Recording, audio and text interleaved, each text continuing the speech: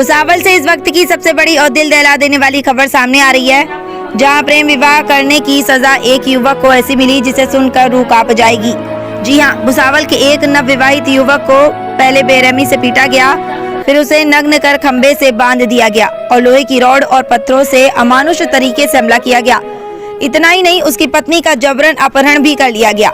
पीड़ित युवक की पहचान चेतन दिलीप जंगले उम्र 25 वर्षीय के रूप में हुई है, जिसने 18 मार्च 2026 को नासिक में अपनी प्रेमिका से शादी की थी, लेकिन ये शादी लड़की के परिजनों को मंजूर नहीं थी और इसी के चलते 20 मार्च को करीब 10 से 12 लोगों ने घर में घुसकर दहशत का तांडव मचाया।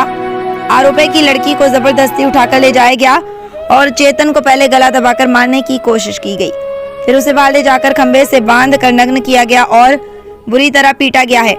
दरिंदों ने युवक से जबरदस्ती ये कबूल भी करवाया कि वह लड़की को छेड़ देगा।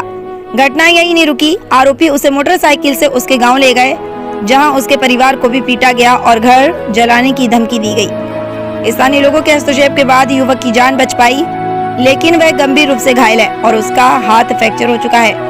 इस सनसनीखेज मामले में पुलिस ने तुरंत कार्रवाई करते हुए 5 आरोपियों को गिरफ्तार कर लिया है और सभी को कोर्ट में पेश कर 25 मार्च तक पुलिस कस्टडी में भेज दिया गया है। इस घटना ने पूरे भुसावल और जिले में भारी आक्रोश और दहशत का माहौल पैदा कर दिया है और एक बार फिर सवाल खड़ा कर दिया है, क्या प्रेम करना अब गुनाह बन गया है? फिलहाल पुलिस मामले की गहराई से जांच कर रही है और बाकी आरोपियों की तलाश जारी है। ऐसी बड़ी और सच्ची खबरों के लिए जुड़े रहिए हमारे साथ। भुसावल से सद्दाम खटी के साथ शाहिर तेली की report, BK Times News Live के लिए। भुसावळमध्ये एक गंभीर घटना समोर आलेली, प्रेमविवाह केला म्हणून तरुणाला विवस्त्र करून त्याची गावभर धिंड काढण्यात आलेली। या सगळ्या घटनेत पोलिसांनी काय कारवाई केली आहे, घटनेपाठीमागील नक्की कारण काय समोर आलेलं आहे, विरोध का होता लग्नाला? 18 तारखेला भुसावळ बाजारपेठच्या हद्दीत जो आता प्रकार झाला त्याच्या बाबतीतली पार्श्वभूमी आहे 18 तारखेची। 18 तारखेला संबंधित जो पीडित तरुण आहे त्यानं आणि त्या तरुणीनं लग्न केलं होतं नाशिकला। दोघंही मेजर आहेत, 18 वर्षाच्या पुढचे आहेत, एकाच समाजाचे आहेत। त्यांनी लग्न केलेलं होतं नाशिकला, तिथंच मुलगी शिक्षण घेत होती आणि मुलगा पण तिथं एका कंपनीमध्ये नोकरीला होता। लग्न 18 तारखेला केल्यानंतर 19 तारखेला ते भुसावळ तालुका पोलीस स्टेशनला हजर झाले होते। हजर झाल्यानंतर त्यांनी तिथं डिक्लेरेशन दिलं होतं की आम्ही लग्न केलेलं आहे, आम्ही सज्ञान आहोत। आणि त्यानंतर पोलीस स्टेशनवरून संबंधित मुलीच्या कुटुंबियांना कळवण्यात आलेलं होतं की असं मुलीनं लग्न केलेलं आहे। त्यावेळेस त्यांनी आपल्याला पोलीस स्टेशनला कळवलं की आमच्या काही लुकआउट नाही, त्याला करायचं ते त्यांनी करू दे। ते झाल्यानंतर मुलगाच्या मामा राहतात भुसावळमध्ये, त्याच्या घरी 19 तारखेला ते मुक्कामी गेलेले होते, दोघंजण, मुलगा आणि मुलगी।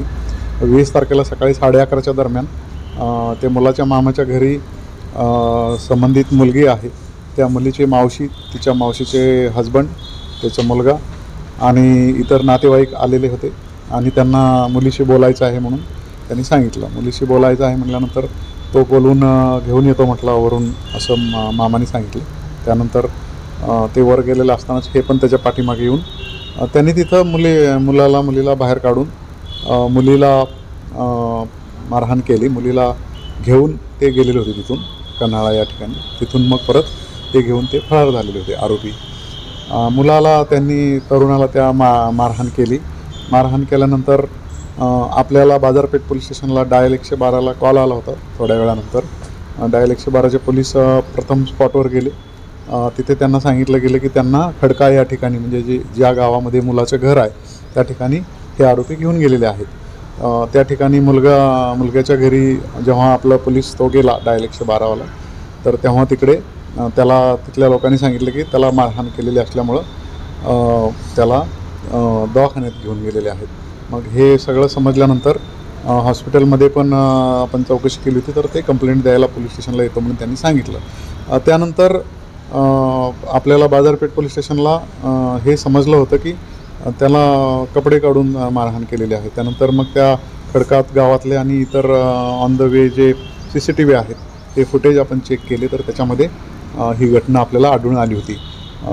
ते आढळून आल्यानंतर आणि एकंदरीत सर्व प्रकार पाहिल्यानंतर सदर जखमी तरुणाची कंप्लेंट घेऊन आपण BNS 109 प्रमाणे गुन्हा दाखल केलेला आहे बाजारपेठ पोलीस स्टेशनला. त्याच्यामध्ये जे मुख्य आरोपी आहेत जे त्या घटनेमध्ये सहभागी आहेत त्यातले प्रत्यक्ष 5 आरोपी आपण अटक केलेले आहेत आणि त्यातले जे मुख्य आरोपी आहेत त्या मुलीचे मावशी, तिचा हजबंड आणि तिचा मुलगा हे फरार आहेत. त्यांचा शोध सुरू आहे. सर, मुलाला जे आहे ते बेदम मारहाण झालेली, त्याची प्रकृती नेमकी आता कशी आहे? त्याची प्रकृती स्थिर आहे. त्याला फ्रॅक्चर्स आहे हाताला आणि शरीरावर इतर मारहाण केलेली आहे. मुक्का मार आहे आणि त्याला डिस्चार्ज दिलेला आहे हॉस्पिटलमधून कालच. तो आता त्याच्या कुटुंबियांच्या घरी आहे. सर, विरोध का होता या सगळ्या लग्नाला? त्याच्यामध्ये प्रत्यक्ष जे मारहाण केलेले आहेत त्याचे मावशी आणि त्याचे हजबंड ते मिळाल्यानंतरच आपल्याला समजेल की मुख्य त्यांचं मारण्याचं कारण काय आहे. कारण मुलीची जी आई आहे तर ती घटनास्थळी कुठेही नव्हती, ती तिच्या घरीच होती. त्यांच्याकडे चौकशी केली असताना ते आम्हाला कुठलंही कारण तपासामध्ये सांगत नाहीत. परंतु मुलीची मावशी आणि ते जे हजबंड आहेत ते मिळाल्यानंतरच खरं कारण आपल्याला त्या घटनेचं कळू शकेल. सर, यांचं नाव काय जे ज्याला मारहाण झाली त्याचं? चेतन जंगले म्हणून हा तरुण आहे ज्याला मारहाण झाली आणि ज्यांनी मारहाण केलेले आहे ते एक पूनम उर्फ रुपाली पाटील आहे, त्यांचे हजबंड आहेत आणि मुलगा आहे आणि इतर त्यांचे नातेवाईक आहेत. प्रेमविवाह केला म्हणून हा खरा विरोध होता? प्रेमविवाह केला म्हणून मारहाण केलेली आहे हे तर प्रथमदर्शनी स्पष्ट आहे. परंतु इतर कुठली कारणं आहेत का ते तपासामध्ये आपल्याला लक्षात येईल. सर, आता गावात नेमकी शांतता आहे, काय होतं? ह्याच्यामध्ये पहिल्यापासूनच कोणताही कायदा सुव्यवस्थेचा प्रश्न नव्हता. हे 2 कुटुंबियांमधील वाद असल्यामुळे इतर कुणीही नागरिकांनी त्याच्यामध्ये भाग घेतलेला नाही. त्याच्यामुळे कोणताही तसा प्रश्न नाही. Thank you sir.